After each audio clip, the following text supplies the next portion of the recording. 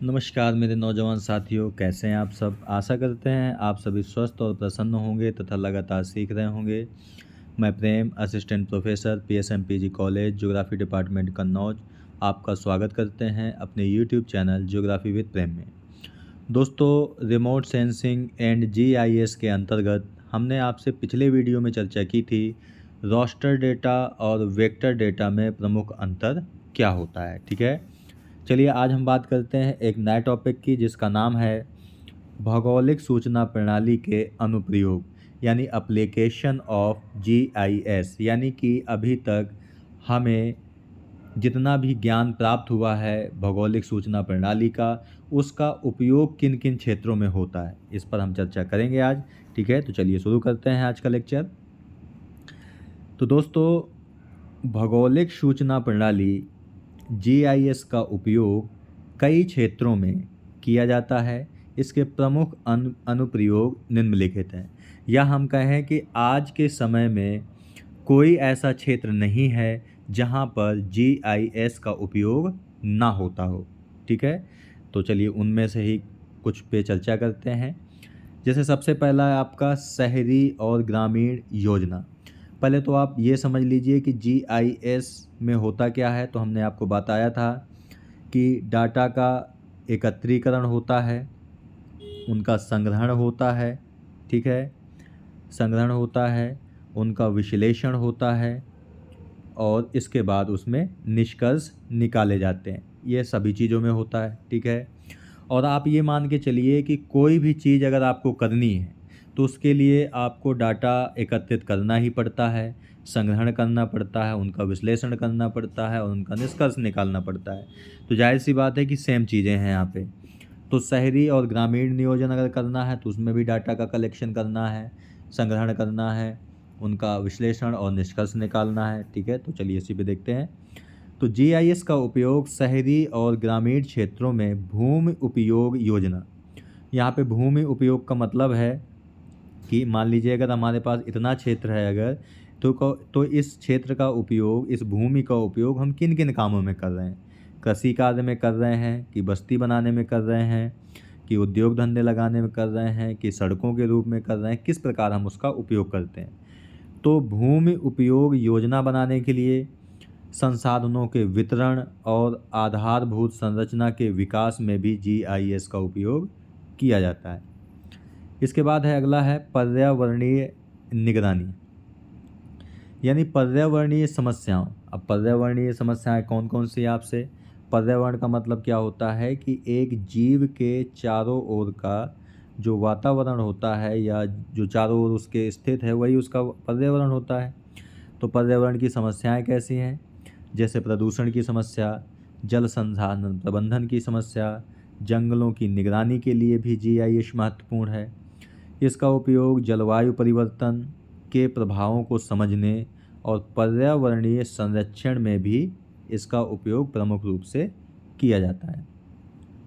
इसके बाद है कि कृषि क्षेत्र में जीआईएस का उपयोग कैसे होता है। तो जीआईएस की मदद से भूमि उर्वरता, यानी कि कोई अगर भूमि है तो उसका उपजाऊपन कितना है, तो भूमि की उर्वरता, फसलों की उपज, सिंचाई प्रबंधन, कृषि उत्पादन का विश्लेषण किया जा सकता है जीआईएस की मदद से। और ये किसानों को सटीक खेती करने के लिए उपयोगी जानकारी भी प्रदान करता है। ठीक है, अब जानकारी कैसे, कि अगर हमारे पास इतना खेत है तो एक किसान किस विधि से खेती करे इसमें, ताकि उसको लागत उसकी कम आए और लाभ उसका ज़्यादा हो। तो इसकी जानकारी जो है, सटीक जानकारी जीआईएस के माध्यम से प्राप्त होती है। इसके बाद है परिवहन और यातायात प्रबंधन। तो जीआईएस का उपयोग सड़क नेटवर्क, यातायात प्रवाह और सार्वजनिक परिवहन की योजना में किया जाता है। यह यातायात प्रबंधन में सुधार लाने और दुर्घटनाओं को कम करने में भी सहायक होता है। यातायात प्रबंधन का मतलब है ट्रैफिक की समस्या से निजात पाना। ठीक है, कि ट्रैफिक की समस्या अगर है तो उसमें कैसे सुधार लाया जा सकता है और दुर्घटनाओं को कैसे कम किया जा सकता है, इसमें भी जीआईएस आपका अत्यधिक मदद करता है। इसके बाद है आपदा प्रबंधन। तो प्राकृतिक आपदाओं जैसे बाढ़, भूकंप, चक्रवात के दौरान जीआईएस का उपयोग आपदा के प्रभाव का अनुमान लगाने और राहत कार्यों को प्रभावी ढंग से संचालित करने में किया जाता है। आप हमेशा दोस्तों याद रखिए कि आपदा प्रबंधन के अंतर्गत 3 चीज़ें शामिल होती हैं कि आपदा के पूर्व हमने क्या किया है, आपदा के समय हमने क्या किया है और आपदा के बाद हमने क्या किया है। ठीक है, और ये तीनों ही कार्य जीआईएस की मदद से अच्छे से किए जा सकते हैं। ठीक है, ताकि आपदा से जो नुकसान होने वाला है उसे कम से कम किया जा सके। इसके बाद है स्वास्थ्य सेवाएं। तो जीआईएस का उपयोग स्वास्थ्य सेवाओं में महामारी के फैलाव को ट्रैक करने, अस्पतालों के स्थानों की योजना बनाने और स्वास्थ्य सुविधाओं के वितरण को बेहतर बनाने में किया जाता है। तो यानी कि स्वास्थ्य के क्षेत्र में भी जीआईएस की अत्यधिक भूमिका है। इसके बाद है सुरक्षा और रक्षा। जीआईएस का उपयोग सैन्य योजनाओं, सीमाओं की निगरानी करना, सुरक्षा से संबंधित गतिविधियों में भी किया जाता है। ठीक है, यानी कि सुरक्षा के क्षेत्र में भी जीआईएस का कम बड़ा योगदान नहीं है। इसके बाद है जल संसाधन प्रबंधन। तो जल स्रोतों का प्रबंधन, जल वितरण प्रणाली और जलाशयों की निगरानी में भी जीआईएस का उपयोग किया जाता है। ठीक है, इसके बाद है टेली कम्युनिकेशन नेटवर्क। तो दूर संचार नेटवर्क की योजना और विकास के लिए जीआईएस का उपयोग किया जाता है, जिसमें टावरों की स्थापना और कवरेज का विश्लेषण शामिल है। आपने भी अपने आसपास देखा होगा कि अलग अलग जो टेलीकॉम कंपनियां हैं जैसे एयरटेल, बीएसएनएल, वोडाफोन, ठीक है, जियो, इस प्रकार की कंपनियां जो हैं वो टावर लगाती हैं जगह जगह पर अपने।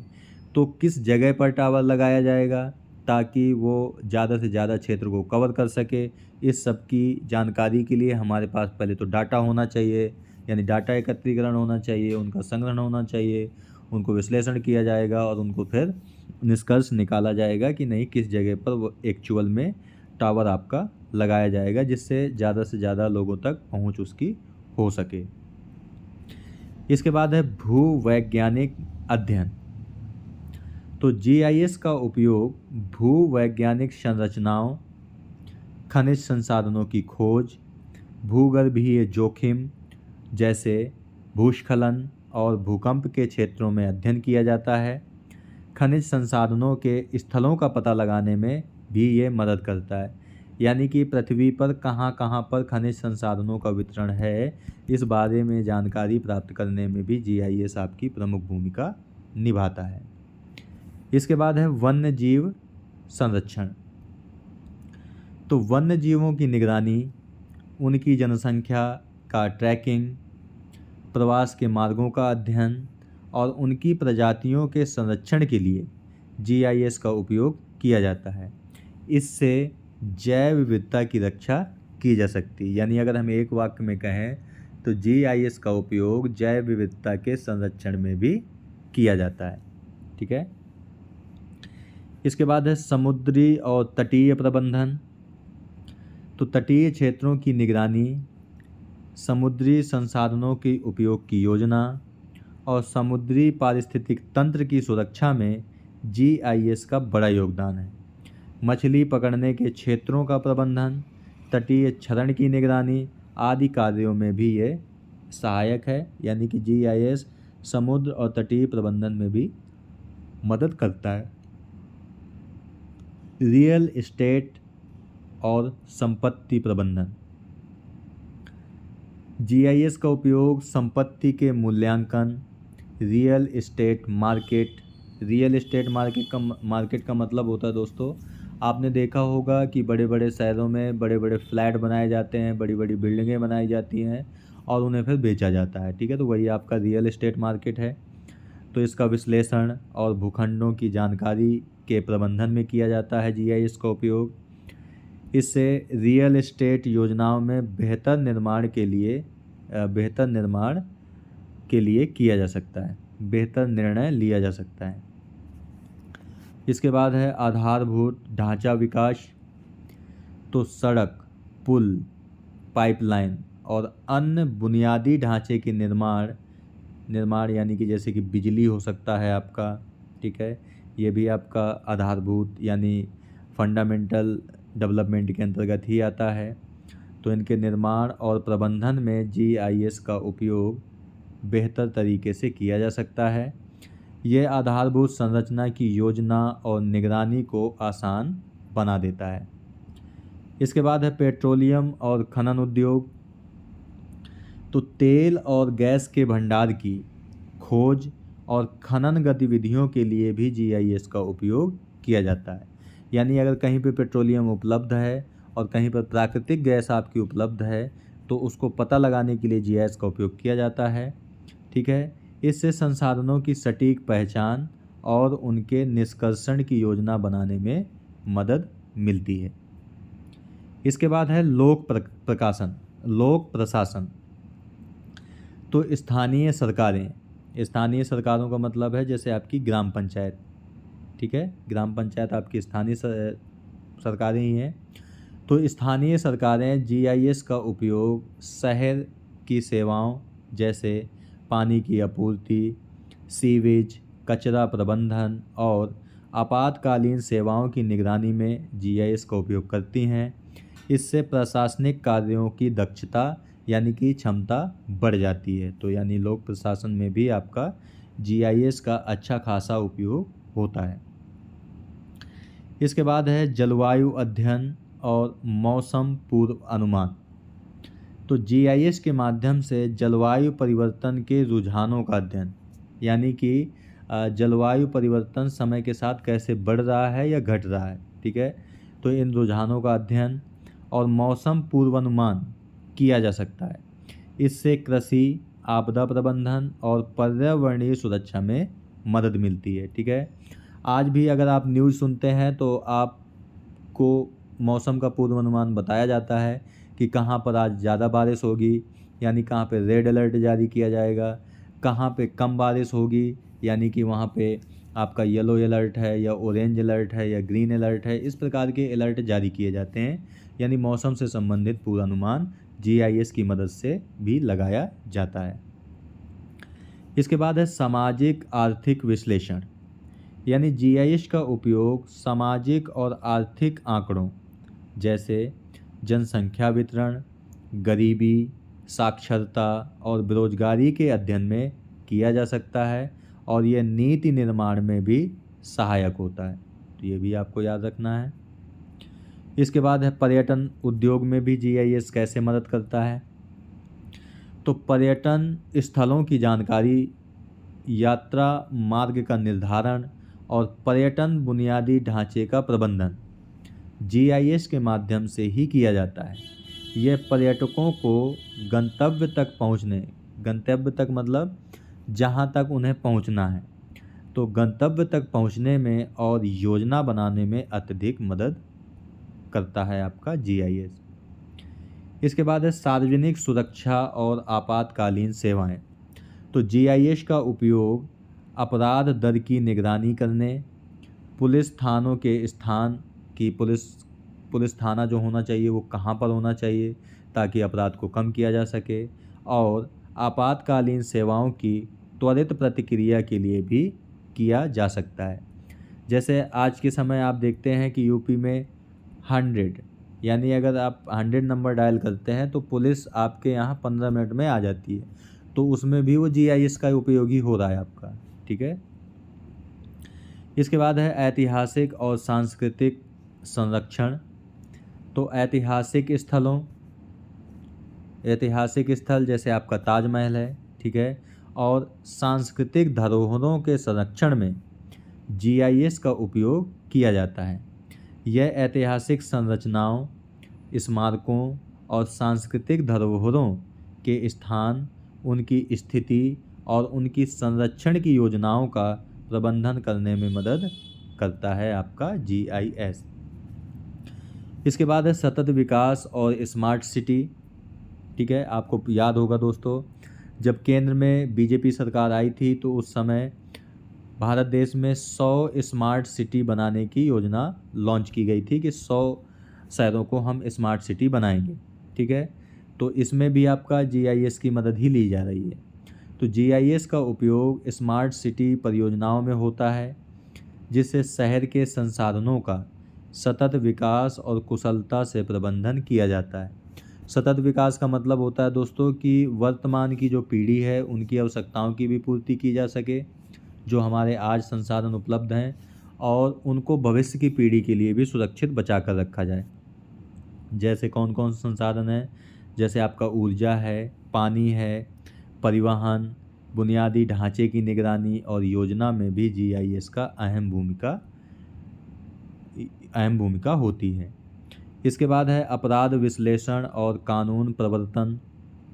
तो जीआईएस का उपयोग अपराध पैटर्न का विश्लेषण करने, अपराध प्रवण क्षेत्रों की पहचान करने और पुलिस द्वारा त्वरित प्रतिक्रिया के लिए रणनीति निर्णय लेने में भी इसका उपयोग किया जाता है।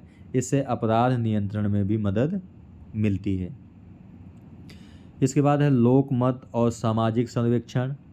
तो जीआईएस का उपयोग जनगणना, सामाजिक सर्वेक्षणों, चुनावी मानचित्रण में किया जाता है। ये चुनावी क्षेत्रों के निर्धारण, मतदाताओं के विश्लेषण और चुनावी नीतियों के निर्माण में भी सहायक आपका होता है। इसके बाद है ऊर्जा उत्पादन और उनका वितरण। तो बिजली उत्पादन और वितरण कंपनियां जीआईएस का उपयोग ऊर्जा स्रोतों जैसे सौर ऊर्जा, पवन ऊर्जा के स्थान का चयन करने, उनके वितरण नेटवर्क की योजना बनाने और बिजली आपूर्ति की निगरानी में भी करती हैं। ठीक है, इसके बाद है संवहन और लॉजिस्टिक। तो परिवहन और लॉजिस्टिक्स कंपनियां वस्तुओं की आपूर्ति श्रृंखला की योजना बनाने, वितरण मार्गों के अनुकूल और संसाधनों के प्रबंधन के लिए भी जीआईएस का उपयोग करती हैं। इससे समय और लागत दोनों में बचत होती है। इसके बाद है जलवायु आपदा जोखिम प्रबंधन। तो जीआईएस का उपयोग संभावित जलवायु आपदाओं जैसे तूफान, सूखा, बाढ़ के जोखिमों को कम करने के लिए किया जाता है। आपदा के पहले और आपदा के बाद में त्वरित निर्णय लेने के लिए भी यह उपकरण अत्यधिक महत्वपूर्ण है। इसके बाद है बीमा और जोखिम प्रबंधन। तो बीमा कंपनियां जोखिम का आकलन करने के लिए जीआईएस का उपयोग करती हैं। ये बीमा दावों के लिए क्षेत्रीय जोखिम का अनुमान लगाने और बीमा प्रीमियम निर्धारित करने में भी सहायक आपका होता है।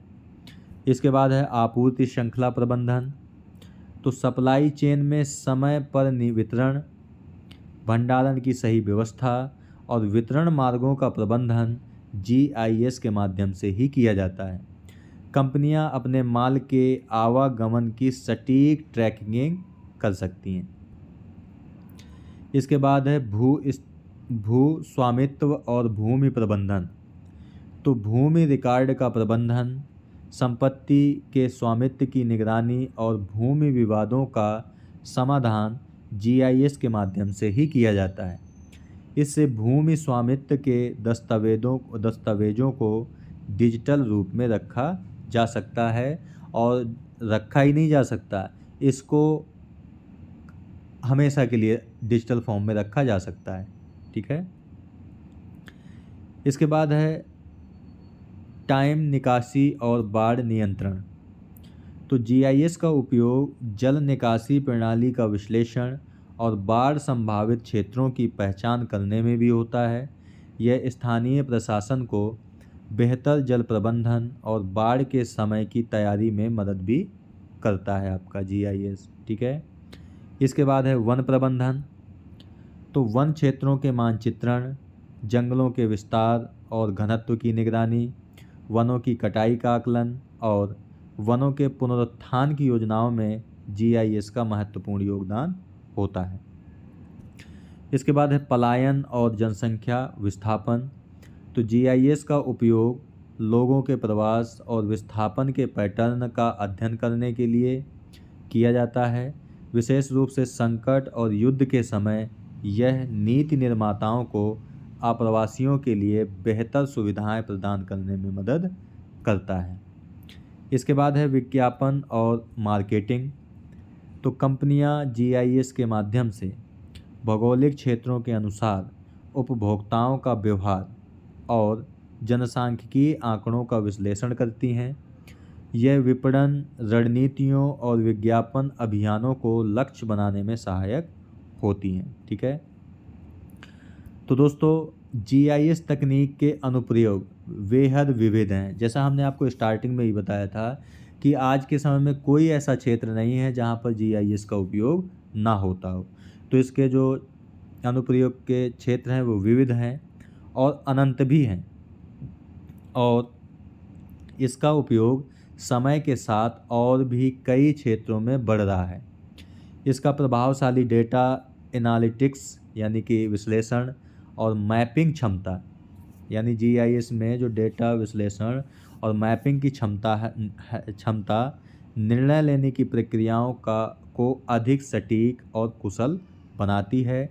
इसलिए जीआईएस का उपयोग हर क्षेत्र में लगातार बढ़ता ही जा रहा है। ठीक है, तो दोस्तों आज की वीडियो में यहीं तक। आज हमने आपसे बात की भौगोलिक सूचना प्रणाली के अनुप्रयोग, जिसमें हमने आपसे बात की शहरी और ग्रामीण योजना बनाने में, पर्यावरणीय निगरानी करने में, कृषि की योजनाएं बनाने में, परिवहन और यातायात प्रबंधन में, आपदा प्रबंधन, स्वास्थ्य सेवाओं में, सुरक्षा और रक्षा में, जल संसाधन प्रबंधन में, टेली कम्युनिकेशन नेटवर्क स्थापित करने में, भूवैज्ञानिक अध्ययन करने में, वन्यजीव संरक्षण में, समुद्री और तटीय प्रबंधन में, रियल एस्टेट और संपत्ति प्रबंधन में भी, आधारभूत ढांचा विकास में भी, पेट्रोलियम और खनन उद्योग में भी, लोक प्रशासन में भी इसका उपयोग होता है। जलवायु अध्ययन और मौसम का पूर्वानुमान लगाने में भी इसकी मदद ली जाती है। सामाजिक आर्थिक विश्लेषण करना हो या पर्यटन उद्योग हो, सार्वजनिक सुरक्षा और आपातकालीन सेवाएं हों या ऐतिहासिक और सांस्कृतिक संरक्षण हो, सतत विकास और स्मार्ट सिटी की योजना बनाना हो, अपराध विश्लेषण और कानून प्रवर्तन, लोकमत और सामाजिक सर्वेक्षण, ऊर्जा उत्पादन और वितरण, संवहन और लॉजिस्टिक्स, जलवायु आपदा जोखिम का प्रबंधन, बीमा और जोखिम प्रबंधन, आपूर्ति श्रृंखला प्रबंधन, भूस्वामित्व और भूमि प्रबंधन, जल निकासी और बाढ़ नियंत्रण, वन प्रबंधन, पलायन और जनसंख्या विस्थापन, विज्ञापन और मार्केटिंग। तो ये ऐसे कुछ क्षेत्र हैं जहां पर जीआईएस का उपयोग बड़े पैमाने पर होता है। ठीक है दोस्तों, तो आज के वीडियो में यहीं तक। पीडीएफ आपको वीडियो के डिस्क्रिप्शन बॉक्स में और पहले कमेंट में उसका लिंक मिल जाएगा, जहां से डाउनलोड करके आराम से आप पढ़ सकते हैं। तो मिलते हैं आपसे नेक्स्ट वीडियो में एक नए टॉपिक के साथ। तब तक के लिए नमस्कार। आप प्रसन्न रहिए, खुश रहिए, मुस्कुराते रहिए और लगातार सीखते रहिए, कभी अपने लिए तो कभी अपनों के लिए। धन्यवाद। जय हिंद दोस्तों।